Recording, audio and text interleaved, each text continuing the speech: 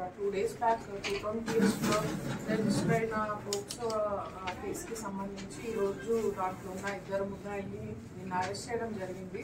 So దానికి సంబంధించి మనం ప్రెస్ మీట్ ఈరోజు కండక్ట్ చేయడం జరిగింది.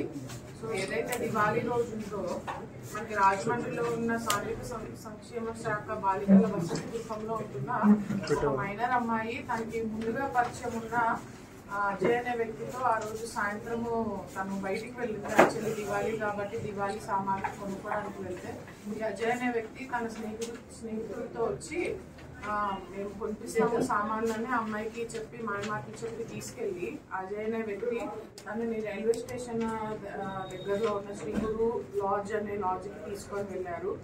వెళ్తే ఆ స్నేహితుడు కిందే ఉండి ఈ అమ్మాయి అబ్బాయి తీసుకెళ్లి లాడ్జ్ లో ఆ పాప మీద అత్యాచారం చేయడం జరిగింది. సో తర్వాత వాళ్ళ హాస్టల్ వార్డెన్ ఎవరైతే ఉన్నారో ఈ అమ్మాయి మళ్ళీ తిరిగి వచ్చాక ఆ పాపను చూసి ఏంటి అని అడగడం ద్వారా అమ్మాయి ఈ రకంగా లాడ్జ్ లో జరిగిందని చెప్పడం ద్వారా మనకి స్టేషన్ లో అనేది కంప్లైంట్ రిజిస్టర్ చేశాము. సో మనము 21st ఎఫ్ఐఆర్ చేసిన వెంటనే వాళ్ళు 24 hours లో ఎవరైతే 2 నిందితులు ఉన్నారో సో ఎవరైతే ఆ పాప మీద అత్యాచారం చేశారో ఆ అబ్బాయి అజయ్ అనే వ్యక్తిని అండ్ రెండో వ్యక్తి వచ్చి సత్యస్వామి కాగితంపల్లి సత్యస్వామి ఎవరైతే ఆ పాపను తీసుకెళ్ళడానికి సహకరించాడో ఈ అజయ్ అనే వాళ్ళ స్నేహితుడిని కూడా మనము నిన్న ఈవినింగ్ అరెస్ట్ చేయడం జరిగింది. సో వాళ్ళని ఈరోజు రిమాండ్కి తరలిస్తున్నాము. సో ఏదైనా కూడా పరిచయం ఉన్న వ్యక్తి అయినా కూడా మైనర్ అమ్మాయిని అలా తీసుకెళ్లడము చట్టరీత్యా నేరము. అండ్ ఈ కేసుకి సంబంధించి కూడా మనం అబ్జర్వ్ చేస్తే వసతి గృహం నుంచి కూడా అమ్మాయి వెళ్ళిపోయిందని చెప్పడం ద్వారా సో ఏదైతే ఇటువంటి హాస్టల్స్ ఉన్నాయో జిల్లాలో అన్నింటిలో కూడా మనం ఖచ్చితంగా సెక్యూరిటీ మెజర్స్ ఇంక్రీజ్ చేయమని చెప్పి సంబంధిత అధికారులతో కూడా మనం చెప్పడం జరిగింది.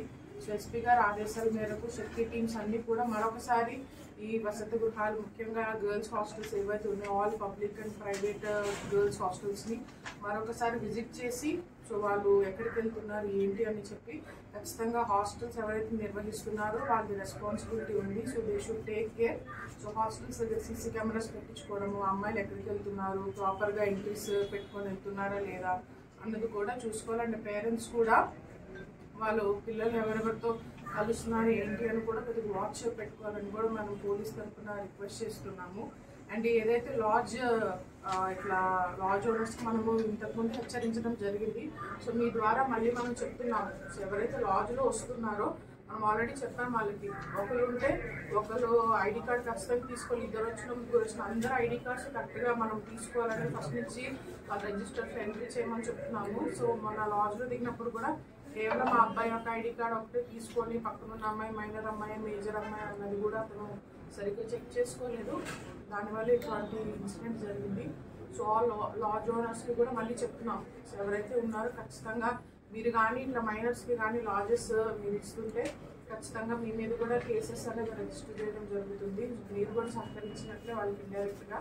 అండ్ ఆల్రెడీ ఇప్పుడు ఎవరైతే లాడ్జ్ ఓనర్ ఇప్పుడు వాళ్ళకి రూమ్ ఇచ్చారో సో అతని మీద కూడా చర్యలు తీసుకోమని మనం సంబంధిత అధికారులకి కూడా మనం రిపోర్ట్ పెట్టడం జరిగింది. సో ఆ ఎంక్వైరీ కూడా ప్యారలల్గా నడుస్తుంది. సో ఎవరైతే ఉన్నారో మనం 24 hours మనం ముగ్గురిని కూడా అరెస్ట్ చేసాము.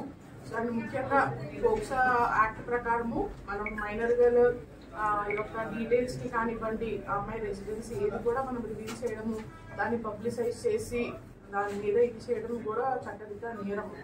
సో ఏదైనా ఉన్నా కూడా మనం న్యూస్ అంతవరకు పెట్టుకొని సో దీన్ని అదర్ ఇష్యూస్ కింద తీసుకొచ్చి ఆ పాప ఐడెంటిటీకి ఇబ్బంది కలిగించే విధంగా కూడా ఎవరు ప్రవర్తించొద్దని కూడా మేము రిక్వెస్ట్ చేస్తున్నాం.